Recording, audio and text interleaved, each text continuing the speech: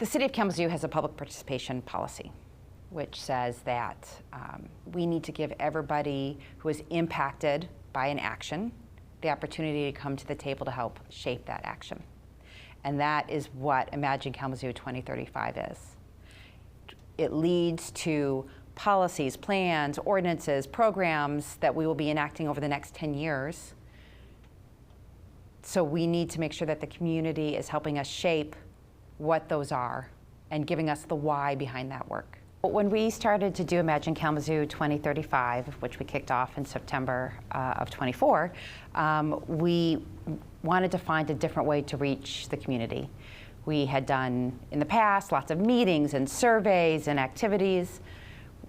We wanted something different because we wanted to try and attract a broader audience. And because we had so much success with Imagine Kalamazoo 2025 and our current master plan, we really felt we needed to kick off the process with something special and different, and we did that with a book read. And the book that we chose was Happy City by Charles Montgomery. And the reason why we chose that book, and because it was the message that we wanted relayed to the community, is that whether we think about it or not, the world around us, the built environment around us, how we move through it, regardless of the transportation choices we make, where we live, how we relate to our neighbors. Do we know our neighbors? Do we know our community?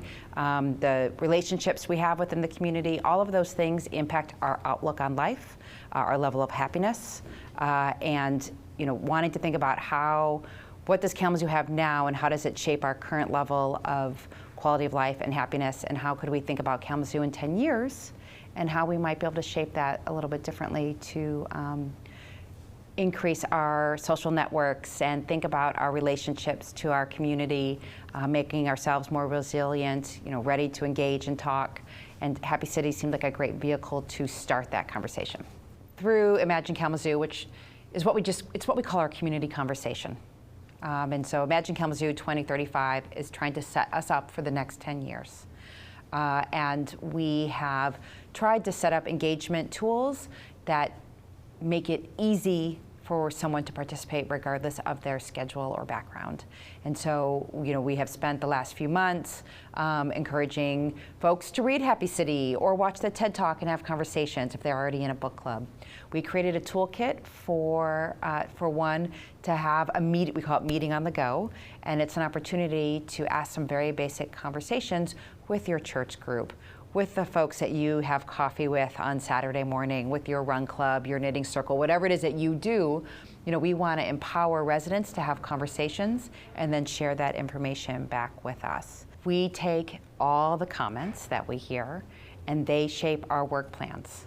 So starting at the top, the first document that's coming out of Imagine Kalamazoo, same as last time, is our update of our strategic vision. These are 10, it was 10 last time. We don't know what it will be this time quite yet, but broad goals that shape all of our work, right? When we do budget requests, we compare it to, is it meeting the strategic vision? When we're setting priorities for work, does it meet the strategic vision goals and the outcomes of those? So we align our work across all city departments with that document. The second document that comes out of Imagine Kalamazoo is the master plan.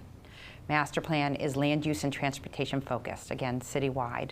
So we update our policies and our ordinances, and we create programs to support what's in the master plan. The master plan is tied to the goals and strategies of the strategic vision. When we had our kickoff meeting at the Kalamazoo Institute of Arts, we did a lengthy presentation, and the first 45 minutes of that presentation was a look back on all the work that's happened over the last 8 years. That work happened based on what we heard from the community back when we did Imagine Kalamazoo 2025, so that engagement that occurred in 2015 to 2017. And we did that to demonstrate to the community, we take this work seriously. We don't create plans just as an exercise. We create plans to guide our work for whatever that time period is that those plans exist, which for these two is 10 years. Those 10-year plans feed into a whole number of 5-year plans, like the Parks and Rec plan, or the Housing and Urban Development comprehensive plan that we have to do, all of our neighborhood plans. All of those things kind of roll back up to what we heard from the community and the strategic vision. So if you want to shape the priorities in the work of the city, you need to come to the table with us. We're happy to come to your table if that's, if that is most appropriate. But we want to make sure that people know that their comments are important. We try to live by a little, motto of no comment left behind. And so it's possible that through our engagement, we'll get a comment that doesn't fit with the strategic vision or the master plan because it's very specific, for example. So we will save that and feed it into the neighborhood plans. Or if it's something that one of our partner organizations around the community, there's lots of partners, it's not just the city that does this good work, we'll give it to one of our partner organizations to see through. So again, we take everything we hear very seriously. We're working with Western Michigan University, the Evaluation Lab, and they're helping us analyze all the input that we're getting through Imagine Kalamazoo, help us understand, where the priorities are, what topics are becoming priorities, what are people saying most often, what are the biggest criticisms. So they're helping us evaluate all of that. And again, this is our work plan. This is what we request budgets from the City Commission off of each department. It's all got to align with the community vision as expressed in the strategic vision and the master plan. The role of a city, in talking or working with developers or development, one, we need to make sure that our policies and plans are in order to make sure that we're laying the ground rules for development. And that's things like our zoning code. We've spent the last 4 or 5 years updating our zoning code. We still have one major section left, and that's our residential zoning districts. So those are, essentially what covers most of our neighborhoods, have not yet been updated. But making sure, that we have ordinances and policies that support the type of development the community wants to see. Again, that's why we're doing Imagine Kalamazoo 2035, to understand what the community wants to see, to then make sure that all of our policies and ordinances support that.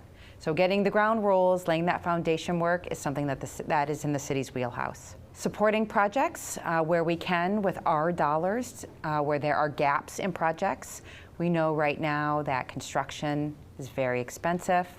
Labor is expensive because there's not enough workers in construction and skilled trades, and a variety of other reasons make projects expensive, especially if the units are going to be not rented or sold at market rate. So they're going to be provided for those at price points lower than market. That creates a gap in a project's balance sheet. So where possible, it's also in the city's wheelhouse to use the dollars that we have to support projects, especially those gaps, so those projects can happen. When we think about impacting change in a built environment like Kalamazoo, Kalamazoo is a built-out city and has been for a long time. So if you're thinking about a slow transformation to have neighborhood centers that are active and serve the daily needs of residents who live in that neighborhood, or thinking about a transformation of the street network, whether it's one-way to two-way, or adding additional transit facilities or bike lanes or whatever it may be, none of that happens overnight. And change has, I think, 2 components to it. There's the physical component, right? We're adding a new store to an area, or we are adding a sidewalk and a crosswalk and a stoplight to an intersection. Those are physical things that we can see, and that's one type of change. The change that I think takes even longer is that our individual, as residents of a community, the change that happens within us. How do we react to the changes in the built environment? How do we anticipate and navigate those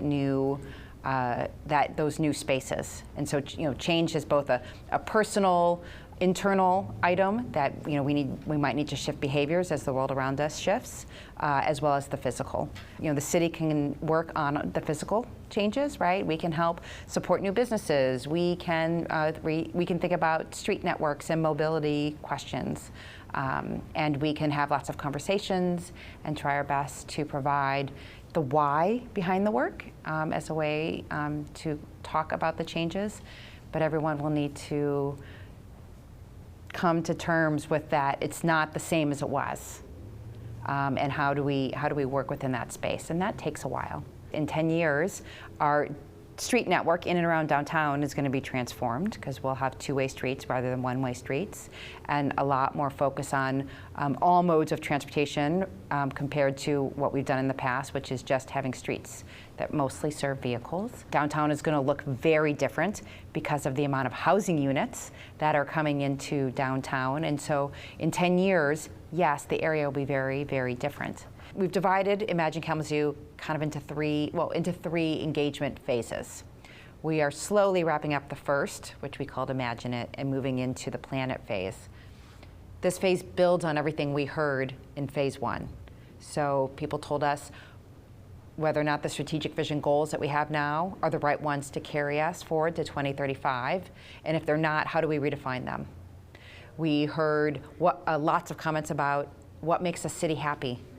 What's a happy, healthy city? Is Kalamazoo that city? Why or why not? We talked about what the role of the community is in all this work, because as much as the city guides a lot of what happens, it is not just us. We cannot do everything and need partners, including residents. So what does that look like in Kalamazoo? We have asked residents to look back and say, what are the biggest transformations of the last 10 years? Or conversely, what is still providing us a challenge? What are the barriers to moving forward?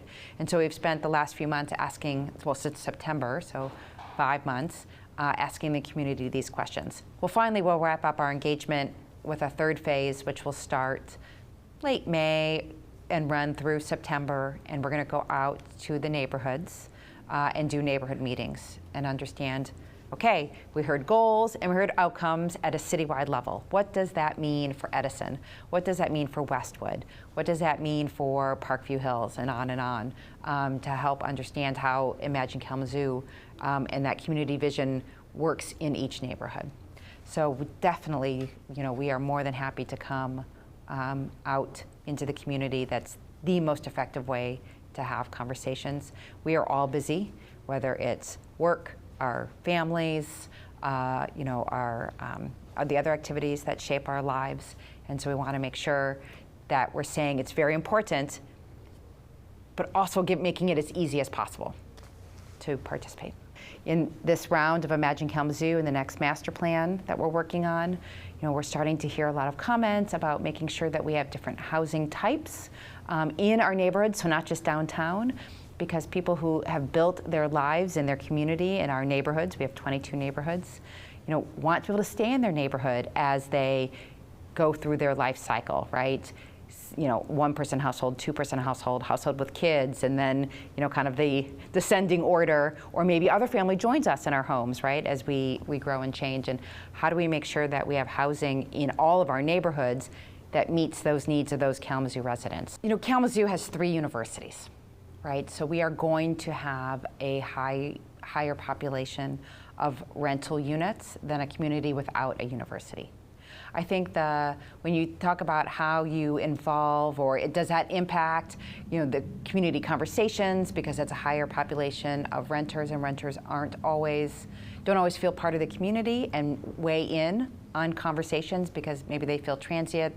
They're there at the university for 4 or 6 years, and it's not really their community. I would push back on all of that.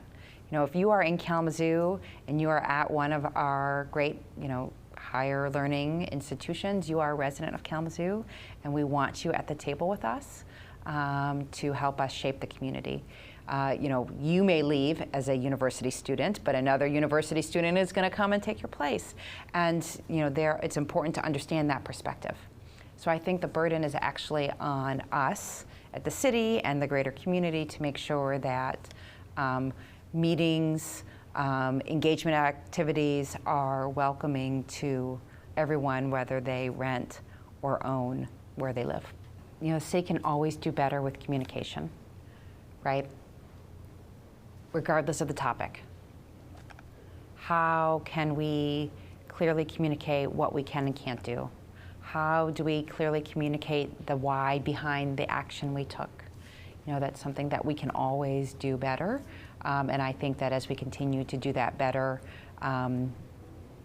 we will have better conversations amongst the community. I've had some great conversations recently with some of Kalamazoo's youth from Kalamazoo Central and Loy Norix, and we're looking forward to the possibility of working with them to create some additional outreach activities that are youth-led, so peer-to-peer, and what that looks like. I've been inspired, I've had the opportunity to do some after-school programs in Kalamazoo and ask our elementary students, and soon I'll be in some places where we also have some middle school students, to understand what does a happy city mean to them.